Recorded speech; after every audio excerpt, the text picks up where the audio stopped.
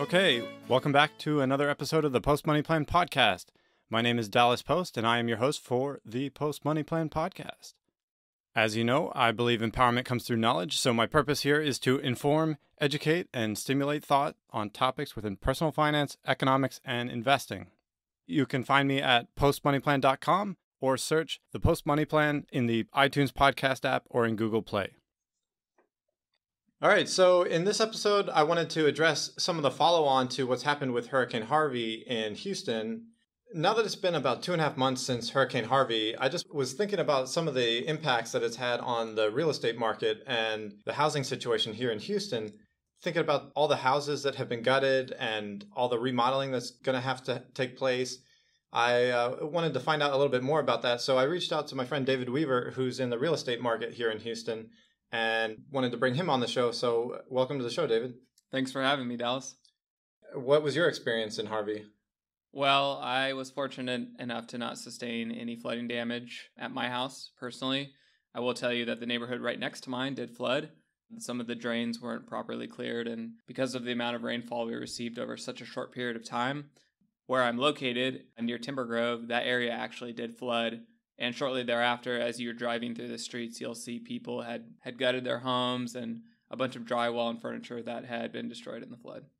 Yeah, it was crazy going around for a month with our church, going out and gutting homes and sending teams out to homes. They said our church alone did 1,000 homes. Right.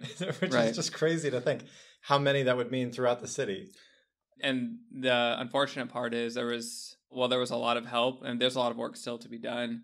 Over 130,000 homes were dramatically affected by this. And now we're in the rebuilding phase where you see a lot of contractors out of houses, putting in new sheetrock, people going and purchasing new furniture, just rebuilding their homes in the wake of this disaster.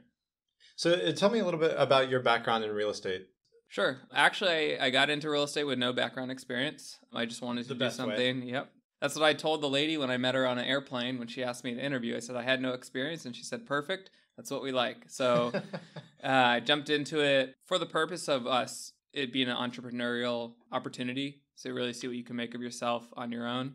And I joined a team. It's the Loken Group. We are a Keller Williams team. We operate primarily in the northwest side of town. However, we are dramatically expanding. Our team is about 60 people. And my focus on the team is to work with production home builders across the city. Some of the major ones that I work with are Long Lake, KB Home, Beezer Homes, and Century Communities. And you're doing brokerage? Yeah, great. So what we do, or what my team does, is we market their homes for them. We're a low-cost alternative to market their homes on a professional basis on the MLS. And then we service a lot of their clients that have homes to sell to make sure that they can get their home sold in time so they can buy the new home. So primarily new construction, represented on the MLS, and also there to help out their clients when they do meet someone that needs to sell a house in order to buy. So you kind of have your ear to the ground in the real estate market and got a sense for what was going on a regular basis, but then saw the impacts right away from Harvey? 100%. Well, builders, of course, their building costs are going to increase because of just the shrinking supply of sheetrock and materials and also labor. So that's number one, definitely. In new construction, actually, for most part, it didn't flood. So it's an obvious move for lots of people that were affected, or even for the people that weren't affected that are just scared now. A lot of people are leaning towards new construction because primarily the way that they're built and developed, the drainage system is better in those communities. Okay. So walk us through some of the basics of the dynamics of the housing market in a place like Houston. What are the factors that are impacting the prices of houses, whether people want to buy or sell? Like what is influencing these things? Sure. Primarily the largest driver in the past, what we've seen is Houston has been much of a relocation destination. It's a very friendly business climate just because of the no state income tax and just cost of living here. So throughout the past 3-4 years that I've been living here, I've seen quite a few new businesses move in as well as the existing businesses expand. For example, technology companies are coming into Houston as well as healthcare. Healthcare has been here for a while, but as you'll notice everywhere you look in different parts, whether it's the Woodlands, the Med Center, even out in the Energy Corridor area, you'll see a lot of new hospitals opening up. And obviously that creates a demand for nurses and healthcare technicians and whatnot. Unfortunately, oil has been down for the last 2.5 years. So while the market is still performing well year over year and it's still growing, we are operating without our largest sector really booming and really bringing in new people. That goes to show that Houston has diversified quite a bit from where it used to be 20, 30 years ago, that all oil-centric. And when you'd have an oil recession, it'd really be hurting. Right. Definitely a boomer bust town back in the 90s for sure, and before that, and even early 2000s.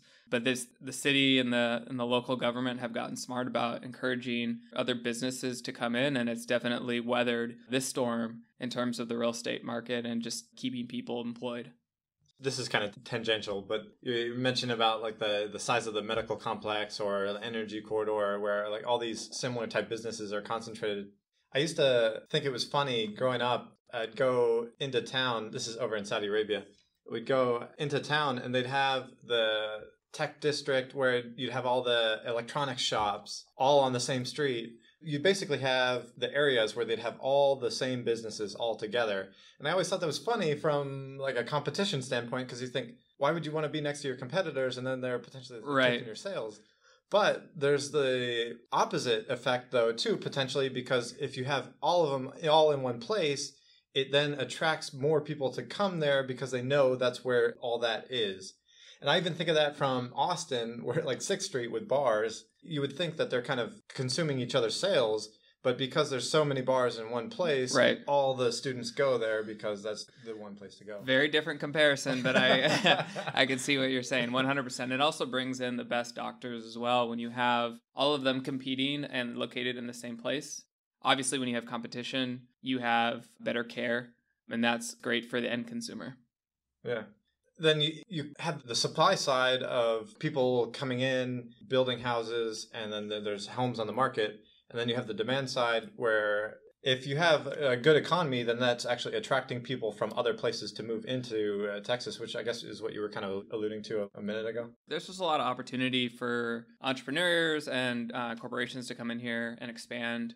For example, while ExxonMobil, obviously it's oil and gas, it's not the busiest of times, they're bringing in, it was some type of company, I forget the name, I'd have to look it up. They merged with a company and it's bringing their headquarters here, and it's an extra, I think, 1,500 employees. So not only do you have that massive campus up in the Woodlands of what they say to be about 10,000 employees once it's fully built out, but an additional now 1,500 coming in because of Houston just being a great place to own and operate a business.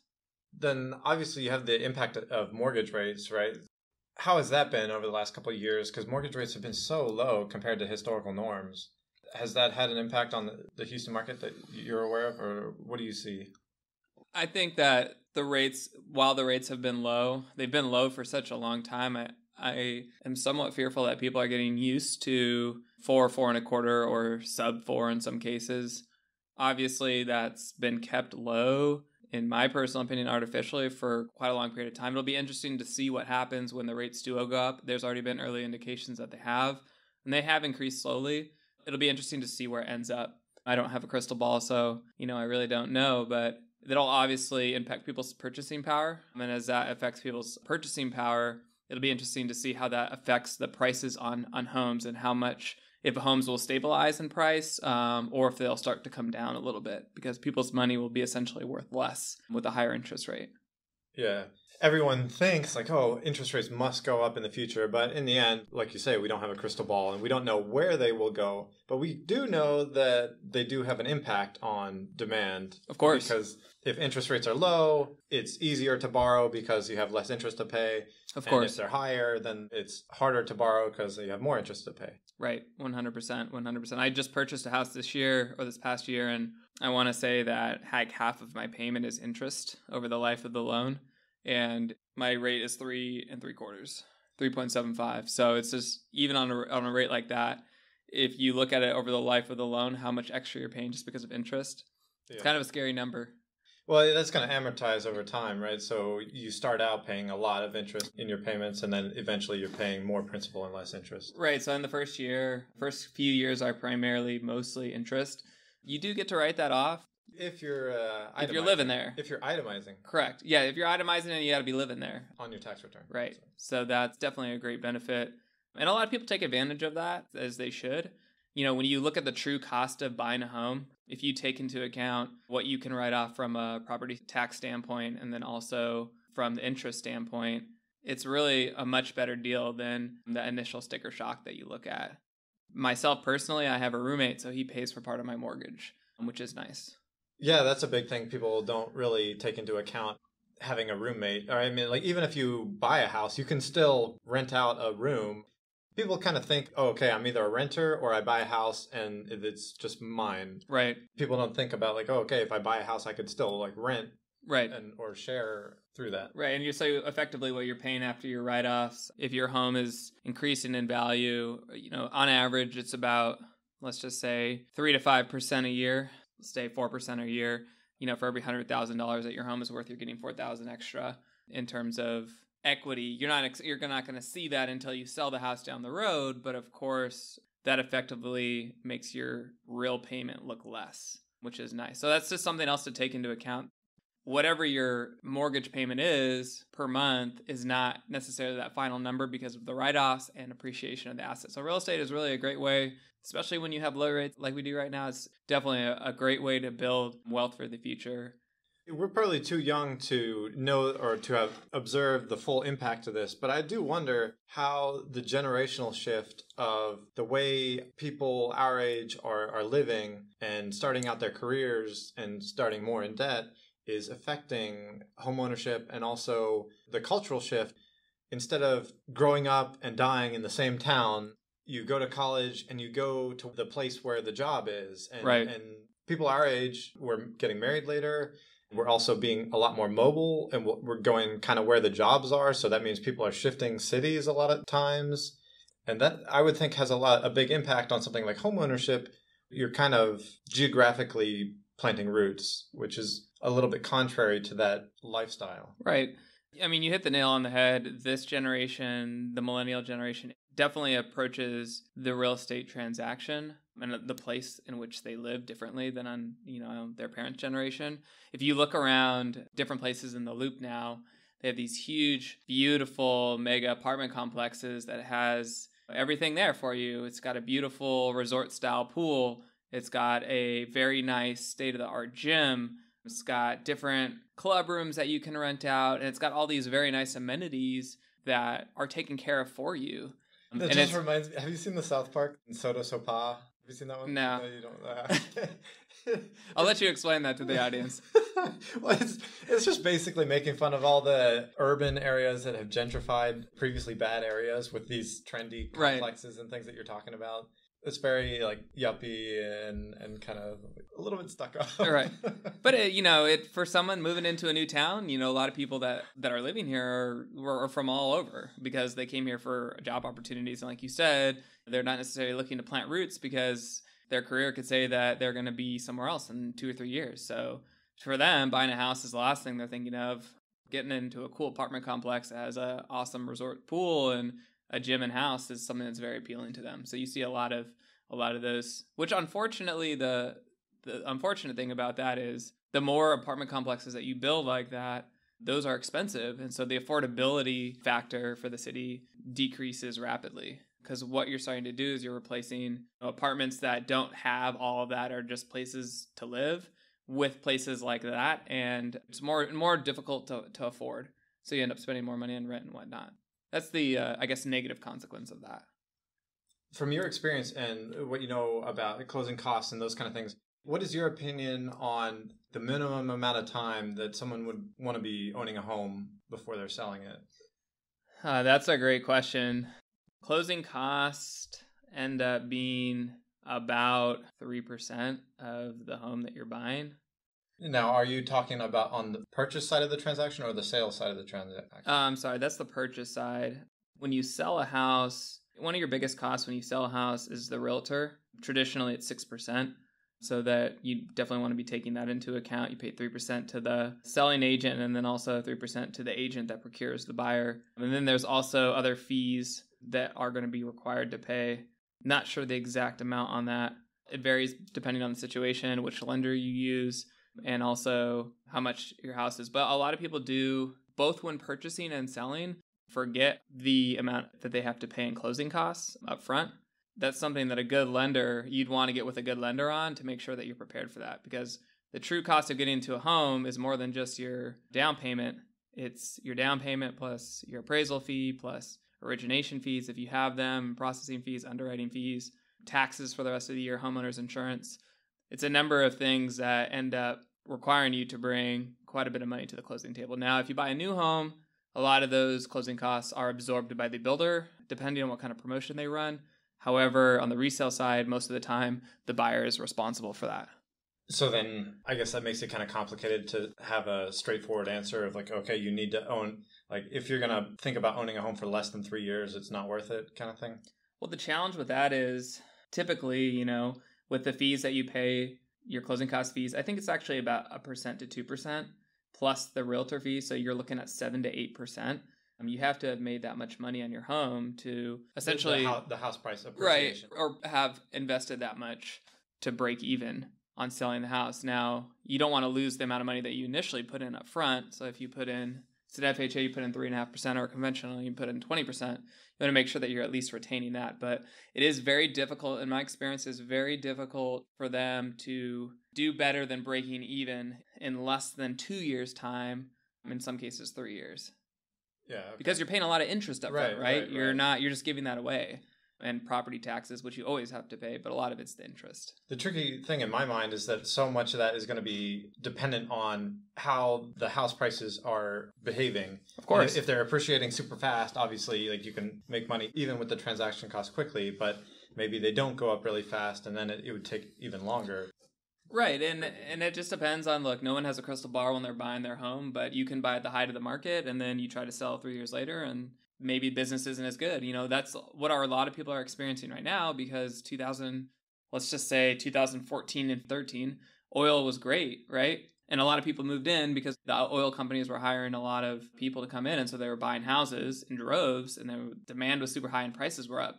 Well, now, fast forward 3 years later, oil hasn't rebounded yet. When everyone was expecting it to. Right. And you're trying to sell your house and you're selling it for what you bought it for 3 years ago. So not only are you essentially all the money that you were paying to pay it down, the equity, you're not getting any of that. And then plus you have fees that we talked about earlier, the closing cost fees and the realtor fees. So it's just something to keep in mind when you buy a house. It's not as easy as just showing up, signing a few papers and walking away with the keys. You definitely want to be well educated with a really good real estate agent as also a really good lender to make sure that you're financially set up. All right, with that in mind, in the context of Harvey, what have you witnessed in terms of the short-term impacts that Harvey has had on the real estate market here in Houston in terms of supply, demand, pricing, rebuilding, all that stuff? Great. So yeah, supply initially right off the bat was down. As you would expect, people aren't rushing to put their homes back on the market, and a lot of people are just trying to figure out what they're going to do. The following few weeks after Harvey, new listings were down over 50%. So 50%, right. People aren't putting their homes on the market. I think it was 63. I think the week after was 63.8% from that week a year ago. So obviously that would make sense because they're just trying to pick up the pieces. Whether or not they were affected, maybe they're helping out a family member or a friend. As we've gotten into some weeks following, we have seen people purchase new homes. They're just trying to they're just like walking away from their existing home. They're going to sell it as is and get into a new home. We've seen some of that. Primarily right now, what we're seeing are people fixing up their homes. They're getting their checks.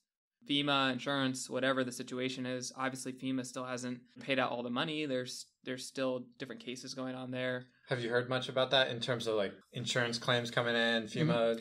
It's all starting to come in. People are starting to get their money now. Homes are starting to be rebuilt. The challenge is the labor. We kind of touched on this a little bit earlier, but the materials, because they're in higher demand, are going to go up in price, and there's not really as much supply for them. Same thing with sheetrock guys, especially contractors, subcontractors. All of those individuals are working around the clock right now, and they got so much business. And you're talking about all the remodeling of homes that were damaged, right? What that does is when you're fixing up a house and everything's in demand and short supply, the prices go up. So not only are you trying to fix up a house that flooded in a neighborhood where other homes flooded, and you can expect now probably the values of your neighborhood to be affected, but it's also costing you more now than it was costing you pre-flood to just fix up your house. I think an interesting dynamic, especially in the short term, is that if you didn't have relief from insurance and FEMA, you would obviously see house prices plummet because, there'd be lots of damaged houses that are literally less valuable and having less worth. And you would also have people who had stuff destroyed and they're having to spend money on different things that they're having to divide their money in more places. So people have less liquidity to invest in a home or whatever. So to me, that would signal that you would have a crash in prices. But then you take the outside influences of insurance claims and FEMA and you're injecting that cash into the market. That kind of provides some liquidity, I think, and also some buoyancy to prices and demand. But like you say, you can't just out of nowhere create additional supply of sheetrock and cement and wood and labor for all the remodeling. So that's the organic part that I'm sure all the remodeling businesses will go through a huge boom here in the short term from Harvey going through 6-12 months. Right. It's not about, and I don't want this to come across, I'm not saying that contractors are price gouging because they're not, or for what I'm seeing, but the amount that they're having to pay for the materials has gone up just because they have to buy it from somewhere, right?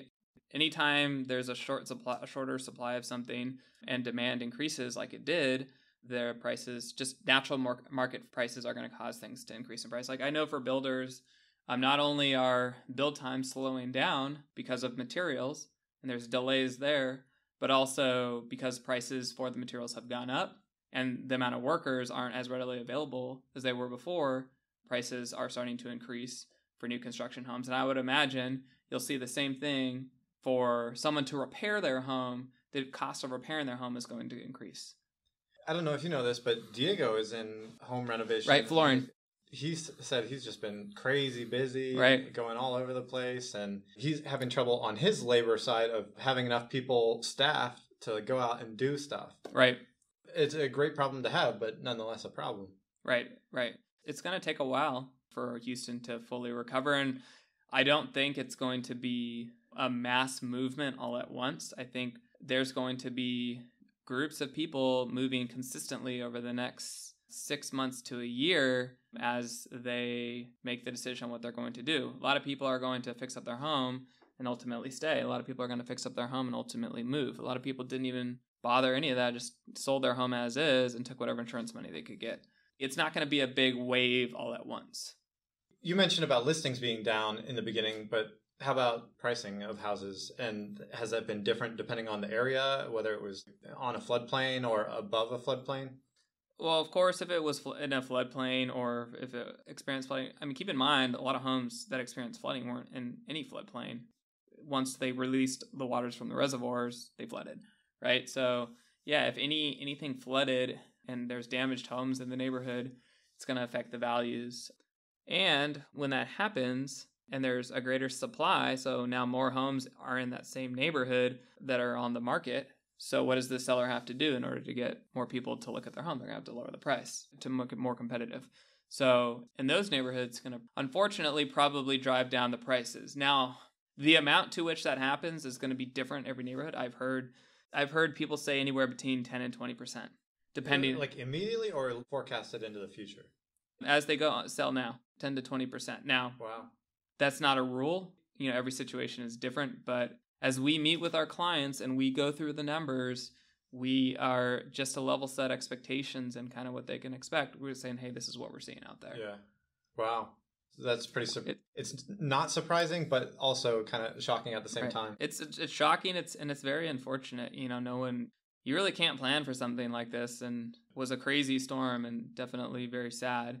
And we're going to see the negative consequences of this hurricane for years to come. Good thing, as we all saw, the city came together. Like I've never seen a city come together before. And I'm not from Houston. I'm not a Texan originally, but I was definitely proud to be here during that time. It was awesome watching definitely. everybody chip in and seeing all the people that weren't involved at all coming from different areas, different states helping out as well. I thought that was super cool. Yeah. So it was nice to see something cool, positive in the news amidst a tragedy. Yeah, definitely. Yeah, I mean, you saw that with the World Series, that everyone was like kind of tying those two ends of the story together and people feeling good about that. Well, I'm a Dodger fan, so, for me, I'm really happy for the city, I guess. Consolation prize, go Astros. How about the other flip side of the coin? The areas that received a lot of flooding, they're seeing a drawdown in home prices. But how about areas that didn't see any flooding through even such a bad storm? Are they seeing, or do you think they will see in the future, increased demand and then potentially higher pricing going forward? I tell you that a lot of people had that thought right after the hurricane. We had sellers that were like, hey, well, I want to increase the price of my house now. We're not going to price gouge. It's illegal to do that. But I think natural market forces will probably make certain areas more desirable that didn't flood, obviously. And then as we talked about earlier, like new construction, it didn't flood. And also the prices to build a home now have gone up. So prices will go up. That's, just generally what happens when the weather essentially picked out, for lack of better words, winners and losers of different markets. Different subdivisions, because certain subdivisions, like by my office, Bear Creek, totally flooded. A lot of the businesses there are still not opened, and it's been several months. Wow. So obviously that's going to impact the real estate value of the properties around that area. And then there'll be certain areas that are certain pockets of Cypress and Katy that didn't flood, and that will be a sellable feature. And of course, will, through different market forces, increase the demand and increase the price. Now I'm starting to think more about the long term.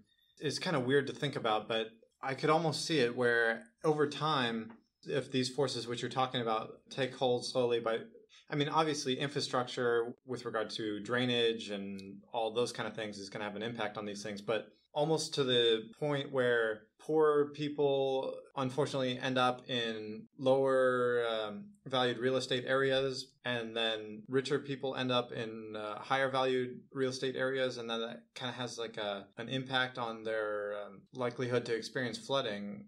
I mean, not necessarily. Like I'd say like Sienna Plantation. It's a very affluent neighborhood, and there was quite a bit of flooding in Sienna Plantation. Meyerland. Yeah. Home prices there, $400K plus. I was gutting one of the homes that I gutted out with crew after the hurricane was probably $2-3 million. It's a beautiful home, but it was just not sitting up high enough. I think what you'll see is on the homes that were torn down, obviously they'll be built up higher, and I think you'll see a push by the city and local neighborhoods to improve the drainage system, of course, and just monitor that more regularly and make sure the drains are clean. I think that's probably one thing that in the future will take place, as well as obviously the way that they release the water from the reservoir. Hindsight's 2020. So I just think that maybe they next time try a little more of a controlled release. I don't think that they could have anticipated what happened in the city. Really, we couldn't have been prepared for. There's too much rain over a short period of time, and we just can't absorb that much rain the way that the city is currently built.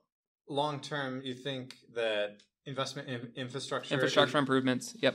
Now, do you think that will increase the quality of our infrastructure as a city? Long term, do you think the impact of, or just even like the mindset of a potential hurricane like Harvey would detract people from other places moving to Houston in the future, to the extent that it will impact real estate prices long term? No, I don't. I think that's in the short term. I think people have decided not to move here or have moved away because of what's happened here in the short term. But I think long term, I don't think so. Look what's going on in California right now. Look at the fires. They have earthquakes there. I'm not even talking about an earthquake. I'm talking about the fires that are going on. And I think they're out now. But in Northern California, how many homes that wiped out and how many lives were lost there? I think it was like 130 people or something like that. Every place has its natural disaster. And that will be, I think, a reality that will set in the long term. I think in the short term, obviously, there are people that are scared, especially if they were directly affected. And a lot of, not a lot, but some people have made the choice to move. And I'm sure that there's others that have made the choice to not move here. How about this? So all this rebuilding taking place, is there going to be, like when people are shopping and looking for a home to buy, are they going to be like okay, I want to see the homes, make sure I don't see any Harvey lemons or something like that. Right. You know what I mean? Oh, well, in the seller's disclosure, you have to disclose that. So, of course, people are going to be looking at that. They always do, no matter what. And then there's going to be different inspectors, like mold inspectors. I would imagine people will be using mold inspectors to check behind the walls to make sure that... man. I don't know about you. I saw some houses with mold up to like 8 feet high. Right. So I think there's definitely going to be... I think the buyer, the future buyer in this market is definitely going to be taking more precautions before they end up contracting or making an offer. Yeah. Okay. You think that like there's enough safeguards in place that would at least alert people to not get tricked or at least be surprised by anything that they're buying? I think, unfortunately, there will always be people that will try to take advantage of others. I think that there are great resources out there, like we talked about earlier, getting with a really good real estate team or agent and a good lender and an inspector and making sure that you're getting good guidance, good wisdom and throughout the process. That's the best way you can protect yourself. Okay. So I've mentioned this before, but the positive side that I see with respect to the real estate market here in Houston post-Harvey is thinking about what happened to some of Europe after World War II, because there were a lot of cities that were bombed during World War II. I lived in the Netherlands, and only Rotterdam was bombed there in the Netherlands during World War II, versus Amsterdam and The Hague, where I lived, were not. Amsterdam and The Hague are still very traditional in terms of architecture and infrastructure. You still have all these 4-story brick buildings and, in my opinion, archaic looking buildings and stuff. And then you go to Rotterdam and it looks like some modern city with skyscrapers and stuff. And the reason that is because it was destroyed in the war during World War II and they had to rebuild it. But it was kind of like the fertile soil of a forest fire that enables like new plants to grow. And I think about that with all the flooded homes here in Houston and that they're being gutted, all the flooring and drywall is being taken out, but then new stuff gets put back in or new buildings get built to replace old stuff that gets torn down. And I think in the long term, that could actually be great. You're creating the impetus to build new and more modern and stronger and better. And I think that could add a lot of value to the infrastructure of the city as a whole. Right, definitely. I mean, obviously, you never want to wish that type of hurricane we had, but that's going to be a positive result is rebuilding. And you're right, the infrastructure will get better. The homes, investors are going in and they're going to gut them out and they're going to rebuild them. A lot of homes will be torn down completely by their original owner and be rebuilt higher and brand new. I think about the neighborhood that I live in, or the neighborhood right next to mine in Timber Grove. There's a lot of really nice homes there. And then there's homes that are, while nice, are just older. They've just been around for a long time. They were built probably in the 50s. And some of them were flooded. And I would imagine that some of those homes are going to be torn down now and rebuilt up like some of the newer homes that are elevated and are gorgeous homes in that neighborhood. And so you're starting to see some of that. So yeah, definitely one of the silver lining effects of this hurricane. So then, in concluding thoughts, do you see any big long-term opportunities in the real estate market here because of what's happened? It'll be interesting to see what happens with investors. I think there's a lot of opportunity for investors right now. I think, unfortunately, there's going to be a lot of people looking to buy homes from people for much less than they could probably get on the open market, like wholesalers and whatnot. So there's going to be some of that. Definitely from an investor standpoint, good investors, I think, will do well. And then anytime that something like this happens, there's going to be movement in the marketplace. And, movement with real estate is always positive for the business overall. I guess I forgot to ask, have you seen transaction volume increase or decrease? Transaction volume for September has increased from the previous year. Now, obviously, there's more people coming into Houston, so you would expect something like that. And what you're seeing is different price segments increasing in growth. And anything over 150,000 is experiencing growth from the previous year in the September's months and numbers. Which does make sense. Homes you're increasing in price now. Homes under 150,000 are fewer and fewer anyway.